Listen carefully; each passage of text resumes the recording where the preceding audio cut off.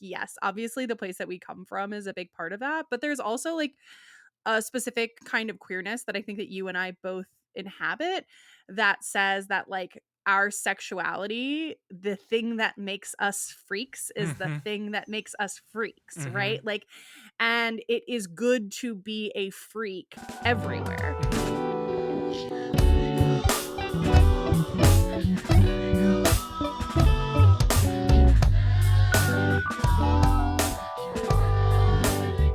Hello, and welcome to a special bonus mini episode of Can't Let It Go, the show about the things stuck in our heads. My name is Matt, and I use he, him pronouns. I'm AC. I use they, them pronouns. And I had to have like a little emergency episode to talk about Meta's Threads product. OMG, our first mini-sode. So I made AC record with me on a day that we normally don't. This one will probably get released way out of order on a day where we wouldn't normally release an episode. But yeah, we have 4 whole other episodes like in the can ready to go that you should get real excited about. Wow. So, they're so good. Yeah. We're on this like weird schedule where the things we say become irrelevant pretty immediately because I know they're going to be about 2 months behind. Yeah. Well, I think that my comment about Elon Musk being a little piss baby has held the test of time well. So if you edited that one out already, keep this one in. Oh, I don't think I did. How I feel. So we are going to talk about Threads, but I'm bringing 2 very Matt things to the show today, but I have a tiny nugget. Actually, I think this one may be more AC than it is Matt. My nugget is that I've decided that Brennan Lee Mulligan is hot. Oh, you're so right. Oh, so true. I think that's so funny because you and Brennan are the same kind of hot, which I think is so funny. But yes, it's true. The thing that did it for me was the promos for Dungeons and Drag Queens. Yeah, he looks really cute in the eyeshadow. Yeah. Oh my God. Did you see his interview where he was talking about how that drag makeup style was chosen, like what he was encouraged into it by Bob? Oh, no. Oh my gosh. Okay. So Brennan was talking about how basically like Bob the drag queen was talking to Brennan about how what is your form of drag? Mm-hmm. Like what would Brennan's form of drag be? Because we each have our own forms of drag, and certainly there is high femme drag, but like your drag should be what you want it to be. Mm-hmm. That would be the thing that would support them most in terms of like the looks that they're bringing and how they wanted Brennan to show up in that space. And so Brennan and Bob talked through like the style of like this elven adventurer or whatever, and that was where they landed. Oh, okay. It's so cute. I mean, you know me, I've always loved a boy in makeup. So cute. The little ears really do it. Yes. I think the like dangly earring thing is really something he could pull off, and I think it's really fun for me in that he just, it seems like letting go of this side of himself, this theater kid side of himself that like obviously his theater kid energy is not hidden from anyone. It is in plain view 100% of the time. But the like stage makeup level here takes it one step forward in a really, I'm obsessed direction. So I'm not watching any of Dungeons and Drag Queens. I plan on it. It'll probably be the first actual like D&D thing from Dropout that I watch. Yeah. So I want to just, when we talk about our own forms of drag, when I reference like what I think I like ideally, I don't know, like not want to look like in body type, but in just like, you know, way I can put on this body. There's a person on Instagram, and I don't know, if you find horny shit on the internet offensive, I'm sorry, don't go to this, but this guy's name on Instagram is Beltran_H.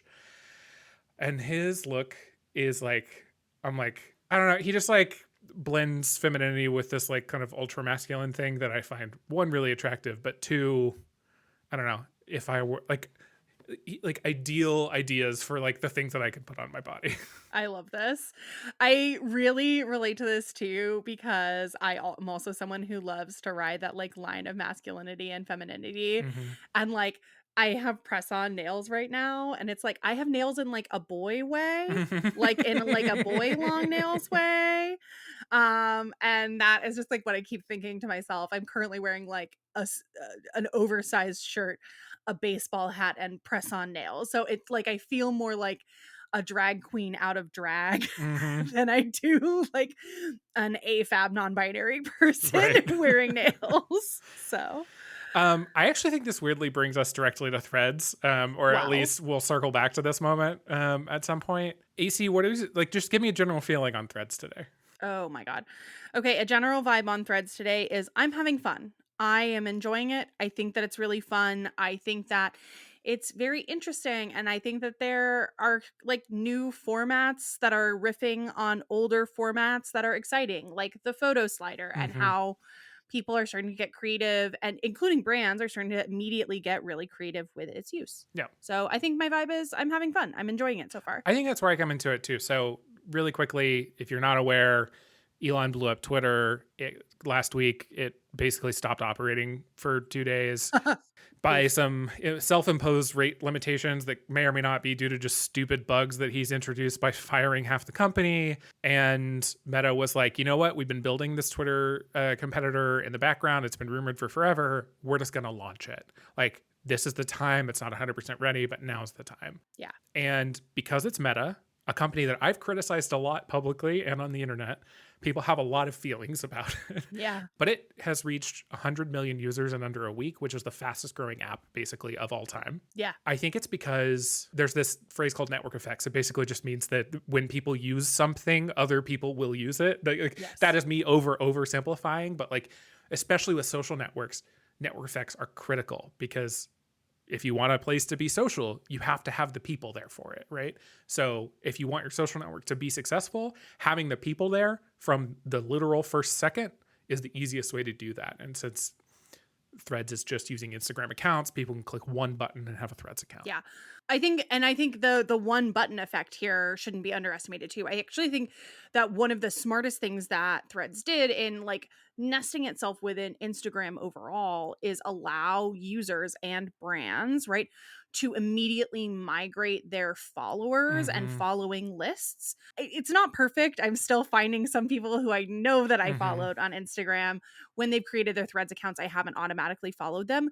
But by and large, right, it means that there was an auto-populated audience migration. Mm-hmm. And that is super important if, like me, in your professional life, you run a brand. But even if you just want to keep up with your friends and family, I'm thinking about how so much of the first few weeks of anyone joining Blue Sky are like trying, like how many Blue Sky memes are about trying to reconnect with your Twitter Mm-hmm. circle on Blue Sky, trying to find anyone there if they've chosen a different name or they're using a different profile picture, it can be challenging. Mm-hmm. So anyway, I think that it's very that combined with the audience effect, right, is like super key.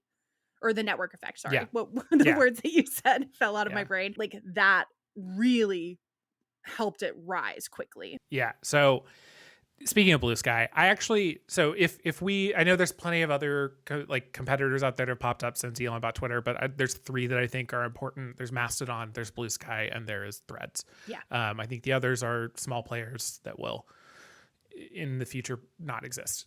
I'm thinking T2 and Post News and all that stuff. Although I don't know much about Spill, so I don't really have very many opinions on it. On Threads, I know a lot of the reaction is to Instagram's ownership by Meta and data theft and those kinds of things. And I agree with those feelings. I famously, switched to iPhone for privacy reasons based on something Meta did on my Android phone, right? Like these are things I care about, but I was still on Instagram, right? So all the things that were happening on Instagram are the things that are happening on Threads in terms of data use. And like, I'm not any more exposed by using Threads. That's the decision I made, at least, not telling you how to feel. But I think there's a really interesting thing going on in that, like, I actually liked Blue Sky the most of these things. I've had a Mastodon account for a long time, but I just didn't really use it because I don't know, Twitter hadn't imploded yet. Yeah. And I like the idea of Mastodon more. I really like the idea of federation. It's one of the reasons I liked the concept of Blue Sky as well. It felt like Twitter, but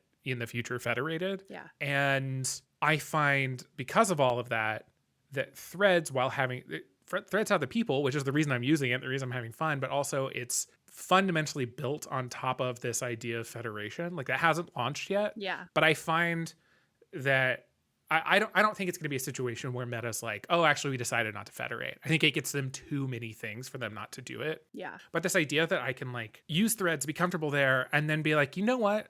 Actually, I don't want to be in Instagram's product. I can follow all of these same people from Mastodon and be okay with that.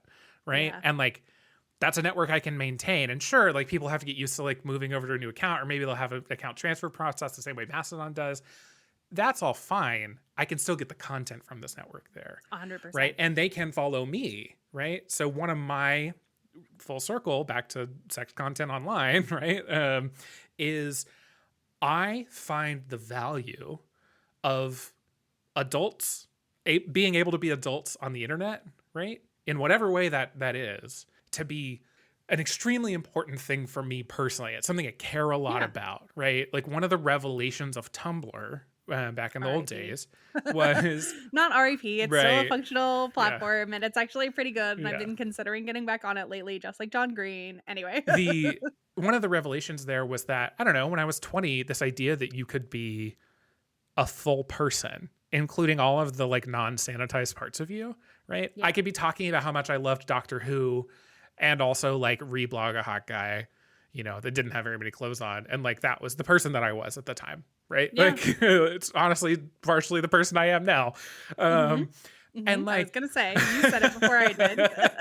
I mean, the Doctor Who Magic set comes out in November and I'm pretty stoked. But I mean, it should be no shocker that like the kid who grew up in like evangelical circles in Tulsa, Oklahoma, like finds my sexuality to be an important part of my personality, right? Like that is not a surprise to me.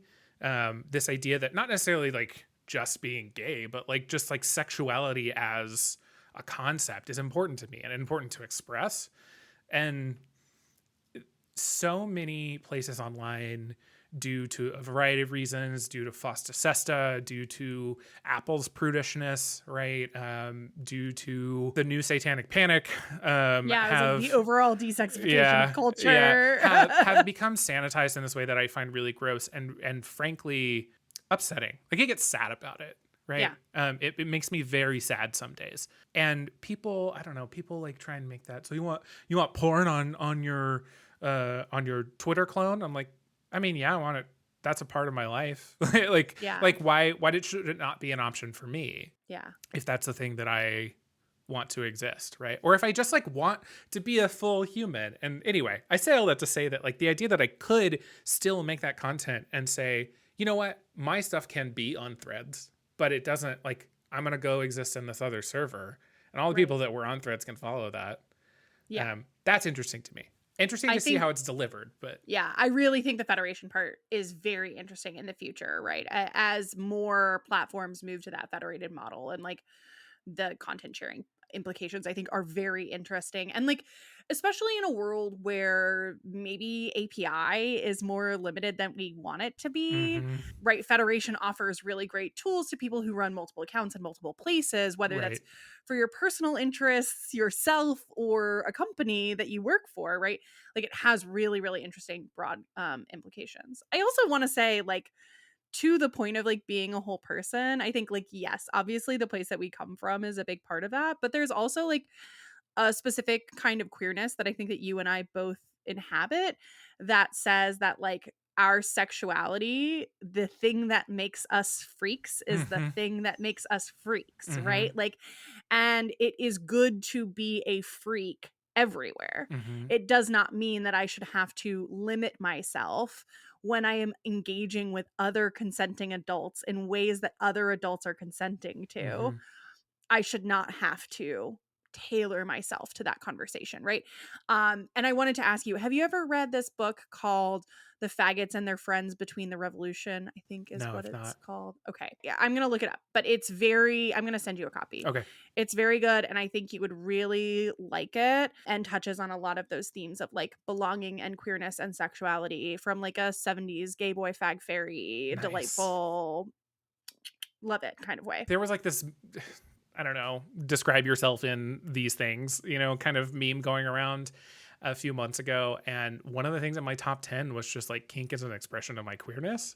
Right. Yeah. And like, it was that important to me to put that in that like random little meme list. It actually meant a lot to me. Yeah. And I think a lot about like, I don't know, we've talked about assimilationist behavior on this podcast in the context of X-Men before. But like, that's not the kind of queer that I want to be. If I'm hiding those sides of myself, it's to protect myself. It's not to be a part of something that I don't actually identify with. Shout out to me leaving Tulsa at some point. I don't know.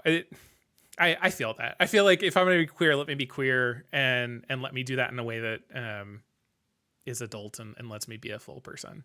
Yeah. Is there anything about Threads other than that you're not loving? Um, I mean, yes, we've talked a lot about like the big picture stuff, but like this is kind of big picture, but within Threads, there is only an algorithmic view, right? Yeah. I actually don't hate the concept of algorithmic views. I'm going to prefer a following feed generally, or at least reverse chronological. But I get the value of a algorithmic feed, especially as a person who makes things on the internet. Discoverability Sure. is really important. Yeah. But it being the only thing, and it seemingly like, I don't know, just showing you like completely fucking inane content. Yeah. Like they brought all of the worst of Instagram's influencer culture to Threads on the first day, and because no one had posted anything, that was all you saw when you joined. Yeah. And it's like that in the Netflix account, Like Yeah. I was like, who are any of you? That's so funny. That's so funny because I think one of the things that I love about it is the global feed, slightly unadulterated by algorithm, because that's actually one of the things that I miss the most about Tumblr. Mm-hmm. But I will say that like the scroll depth on their feed is really disappointing. Like Mm-hmm. even though that it is a global like it's a global feed, but why am I seeing the same post 3 times after scrolling for 10 or 15 minutes, right? Yep. Like I don't need to see the chicken nugget anymore. I don't need to see the same meme 3 times, right? And like I think the culture of like, stealing jokes or stealing the fuck Jerry model of Mm-hmm. content, right? Like really it is super apparent to me on Threads right now because like everybody's saying the same 5 jokes in a slightly different way, and that is getting to me. But I love the global feed, and I love the idea of a slightly more tailored global feed, the ability to switch between like a following feed and a Mm-hmm. global feed that is not over dominated by like just like engagement. I like Mm-hmm. seeing what my friends are replying to in my global feed. I think that that's really fun. Yeah. That's actually one of my favorite parts. Is like it really, if you reply, it's gonna show you that. I actually talking about social media people, the idea that like my replies can get surfaced, right? Yeah. That's an opportunity. Yeah, 100%. And I mean, I'm on the brand that I work on, we are treating it as an opportunity, Yeah. right? And I also have seen like smaller creators also using it as an Mm-hmm. opportunity, right? Like small brands or people who are artists are using it as an opportunity to like if they have a bigger account but they follow smaller accounts to reply to those smaller accounts posting their art or their podcasts or whatever and saying, "Wow, this is really cool." Right? Knowing that it will surface that artist into their feed. And I've seen people explicitly talking about encouraging this kind of behavior in the same way that you might encourage like if you're a larger artist, you might comment on other people's TikToks to Mm-hmm. drive the algorithmic views up. Yeah. So This is why I see Gita Jackson, XOXO Gossip Gita, yeah, everywhere because they are yeah, very active on that platform. yeah, yeah. That's very funny. What do you think of the worst take of what? Well, maybe it's to me the worst take of Thread so far. Moseri's politics and hard news are important, but the platform won't be platforming them. I'm sure that he hopes that that's the case. I don't. This is a case where it's still a product from Instagram. This thing is gonna get product hacked and growth hacked to hell, Yeah. over the years. And I'm still gonna enjoy it. And eventually we'll be in this situation again. 15 years from now, Mhm. we'll be in this situation again. There'll be a new platform, and we'll be Yep. complaining about Threads, and that's okay. That's the cycle of life, Like we do this thing every once in a while. I also think it's so funny, like, there are all of the obvious critiques, but the one that sticks out to me the most is like, one, it's just stupid. That's just not true. That's just not the world we live Yeah. in, buddy. I wish it as much as you do. Maybe actually I don't. Politics and news are super important to me and are interesting. The other is, of course, like you work for a company that has spent 10 years heavily lobbying Congress and will at a company that will continue to do so Mm-hmm. for an internet that benefits your profit bottom line. Yeah. So like maybe we don't do this. Maybe we set that aside and we have some self-awareness. We look in the mirror and we say, we are not the good liberals that we're looking for, and we can be more than this, and we can talk about politics and be whole people. Yeah. I want to shout out one thing, which is the Vergecast did an episode on Threads this week, which I found an incredible listen. Neelay Patel is a huge fan of Federation, specifically ActivityPub, which is what Threads is supposed to federate with, or federate on, I guess is a better way to say. It's what Mastodon uses. It's what I think Lemmy uses, which is the Reddit clone. Okay. So he's a big fan of it and thinks it's kind of the future of the social internet, and has thought about a lot of what it gets meta and what it gets the users of Threads. So follow him on Threads. He's talking a lot about it. Yeah. The other people that you should follow on Threads are us. You can follow us on Threads. Oh my God, wow. We made an account on Threads for the podcast. It's not the first account that I made for the podcast, but I did delete the other one. But it's the first one that you can follow. It is at can'tletitgo.gay. That means it's also on Instagram, by the way. Yeah. We only really have a plan for Threads, That's true. but we will probably use the other one. Yeah, I can come up with a plan for Instagram. Don't worry. But yeah, decided I was going to make it because, and not just because like there's hype. I actually do think that there's going to be longevity to this platform, and I'm enjoying using it. So why not have another account? I will say for listeners who are interested, we thought of this opportunity of Threads coming as like a great opportunity for us to use some of these things that we've talked about, the global feed, the replies feature, and to try them out. And when we were struggling to figure out which platform was right for us to grow on as a podcast, whether that's Blue Sky, Facebook, TikTok, we talked about. TikTok, Tumblr, right? Or Twitter, right? And who wants to join Twitter as the empire slowly dies? You know, this is where we landed that it would be the right moment for us, and we hope you'll join us there. Yeah. We're having fun. If you use a podcast app that doesn't do like chapter art or that limits your ability to interact with show notes or something, we're probably gonna be reposting some of the stuff that we post there. Yes. In Threads. We've already done a little bit of that about our Tu Wong Fu episode. So that is a well that I plan to use for Threads. Yeah, and if you've listened this far into our mini-sode and you haven't yet listened to our episode about Tu Wong Fu, you should go listen to me talk about heterosexual pride. Yes. I'm just kidding. Sorry, you really just like completely short-circuited my brain, the thing I was going to say. I'm getting as much longevity out of the fact that I said hetero pride and I don't even remember saying what context I said it in as I can. I'm going to say this on this episode. You said not only heterosexual pride, you also complained about the leftist woke mob. And I think I edited that one out because I texted fair. AC and said, you're not allowed to say leftist woke mob and also heterosexual pride in the same episode. Okay, listen, I am the leftist woke mob, okay? I can make jokes about my own kind, all right? It's okay because I'm gay, okay?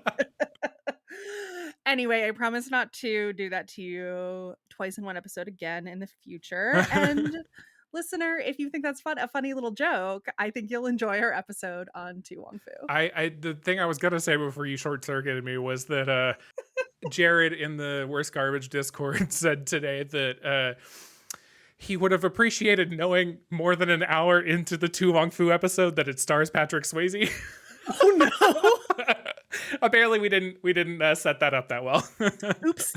Yes, starring Patrick Swayze, Wesley Snipes, and John Leguizamo. All right. Well, AC, I'm going to let you go play D&D. It's Dungeons and Dragons night, baby. Hey, where can people find you on the internet? Hey, today you can find me on the internet at AC Facci on Twitter, at AC_Facci on Threads, and at acfacci.bsky.app on Blue Sky. Yeah. And maybe I'll make one link to all of those things one day. Who knows? Mine's matthorton.live. It has my threads on there. Hey, here's the thing. If you're listening to this, you're probably the kind of person that likes this show, and you might like my YouTube. And I also have links to my YouTube there. I make a lot of like videos about tech and essays about video games. You should watch Matt's YouTube. It's good. All right. We'll talk to you next time. Talk to you next time.